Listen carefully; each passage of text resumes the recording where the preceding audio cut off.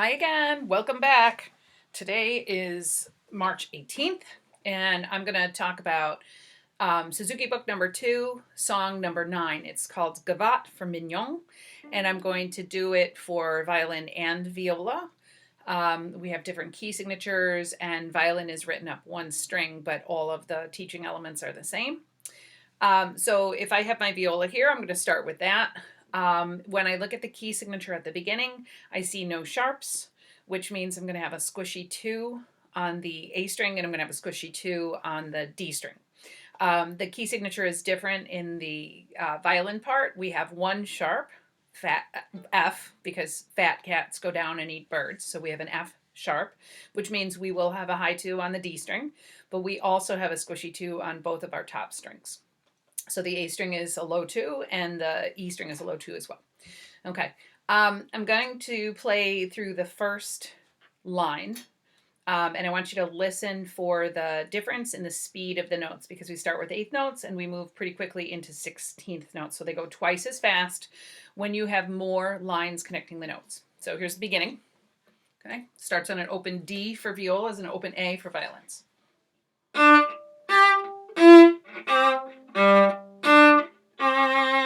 Faster. All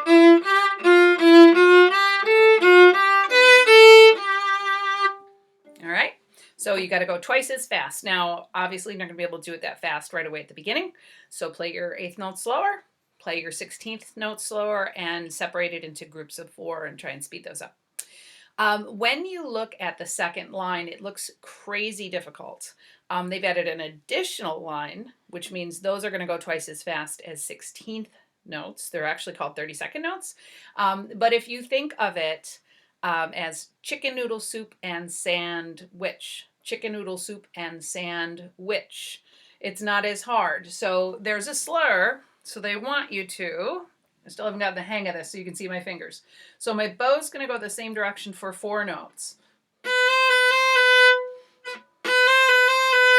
So chicken noodle soup, actually for 5 notes, I made a mistake. So chicken noodle soup and sandwich, chicken noodle soup and sandwich. And then we move on to the hunter's chorus rhythm that we had before. So 2 16th notes and an 8th note.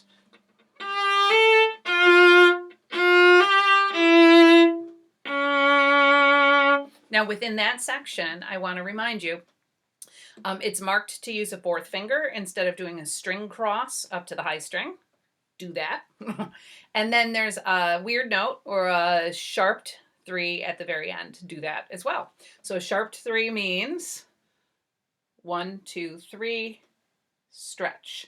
So it's a little bit further away. It's going to be a whole step away. I'm going to play the first 2 lines straight through.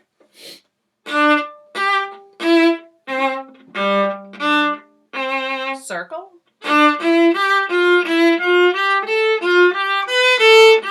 Circle. Chicken noodle soup and sandwich. Chicken noodle soup and sandwich. Use your 4.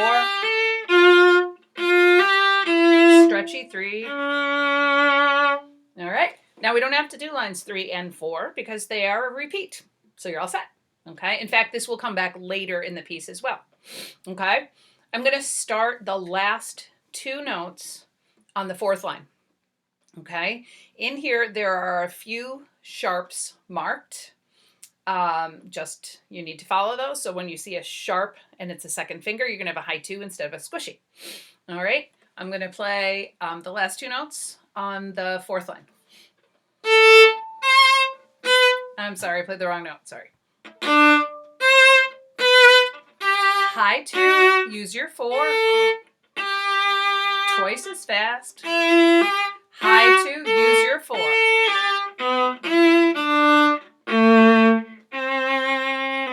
Yeah. All right, now what's this little thing that you got? This is a group of 3 notes hooked together. So it's going to be a triplet in a slur. And we want to use our 4th finger as well so that we avoid a string crossing. We don't want to do, it would be 2 string crossings. So if we can do this, that would be great. So let's see if you can see it better. So at measure 21, 3, 4, 3. Use your 4 again.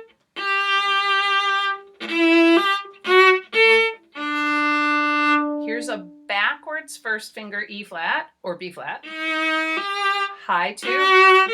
Now all of these notes, all of these first fingers in the next measure are going to be backwards.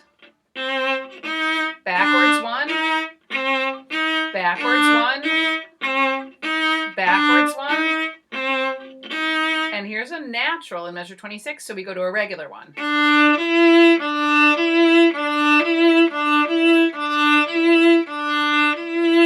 So I always say, if a composer has written a flat, a flat, a flat, a flat, and then they change to a natural, you need to really accentuate that, because clearly they wanted a change. They wanted people to be listening and hear that difference. So you're going from lower to regular.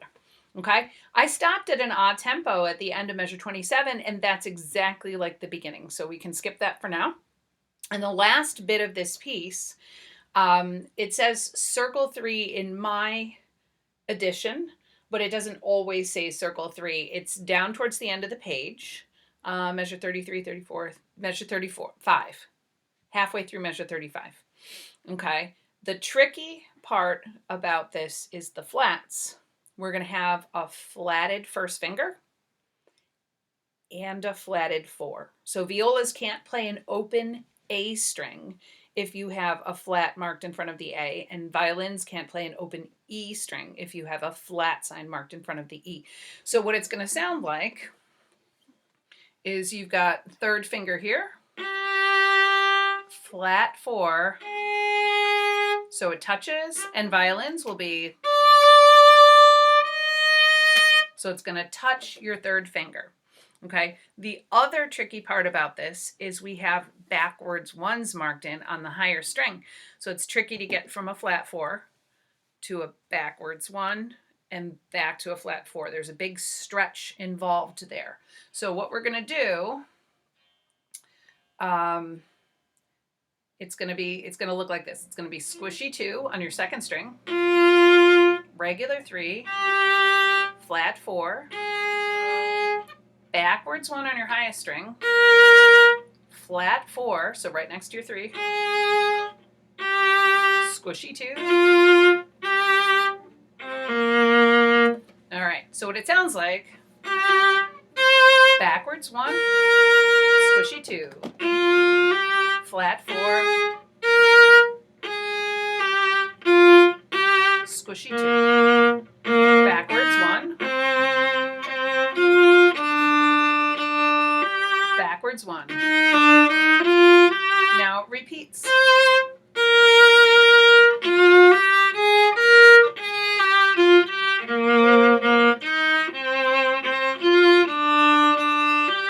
Now we have the same thing we had before, lots of flats, backwards 1, backwards 1, backwards 1, backwards 1.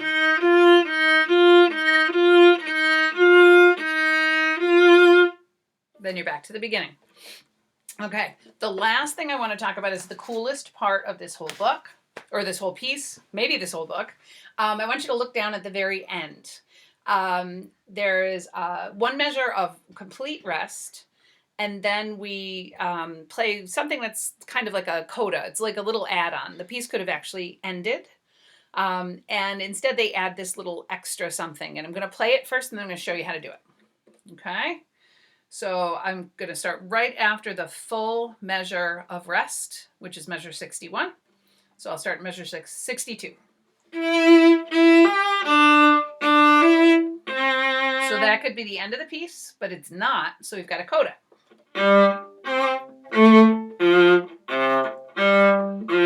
Circle. Oops.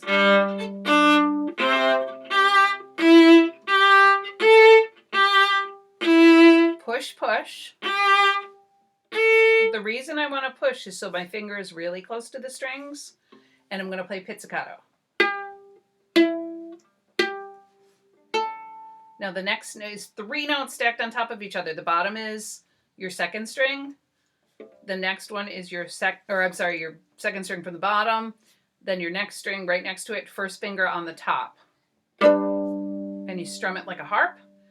Now I'm going to move my first finger over one string and squeeze my second finger next to it on the top string and play all 4 notes. So I'm going to play that all the pizzicato. Strum 3 strings, strum 4 strings. My favorite. I like it. Okay, I'm going to play through the whole piece on the violin. And then that's probably good. Now, please, this is not a piece to learn in one day. We would probably do it, I would introduce the different parts in 3 separate weeks. So I would say take it 2 lines at a time, or one section at a time. There's 3 different sections. All right, here we go.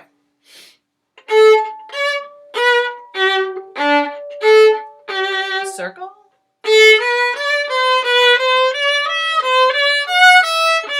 Circle. Chicken noodle soup.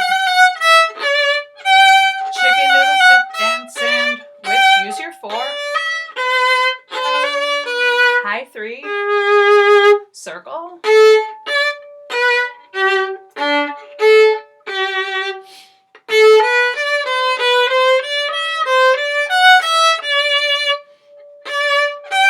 Chicken noodle soup and sandwich.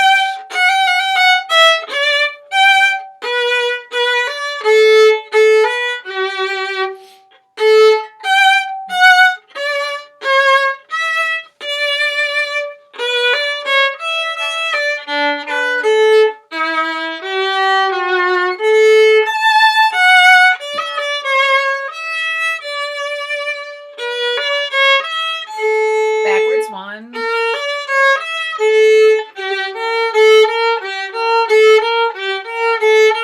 Regular 1. Retard. Ready and a tempo.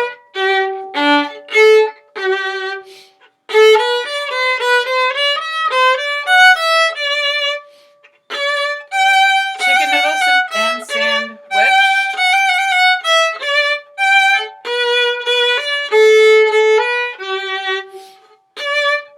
Backwards 1. Flat 4, backwards 1.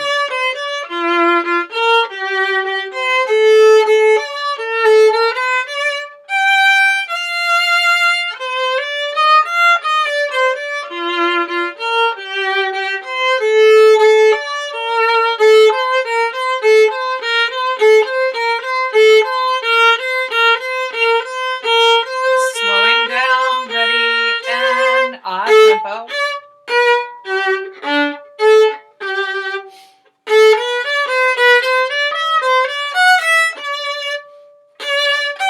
Chicken noodle soup and sandwich.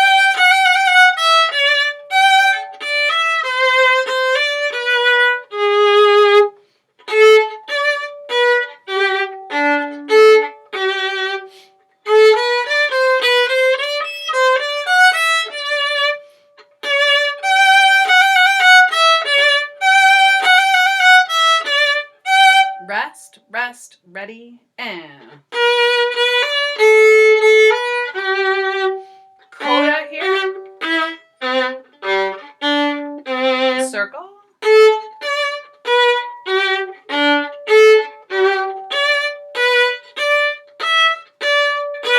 Push, push, pits, pits. Strum, strum. Woohoo! All right, see you later.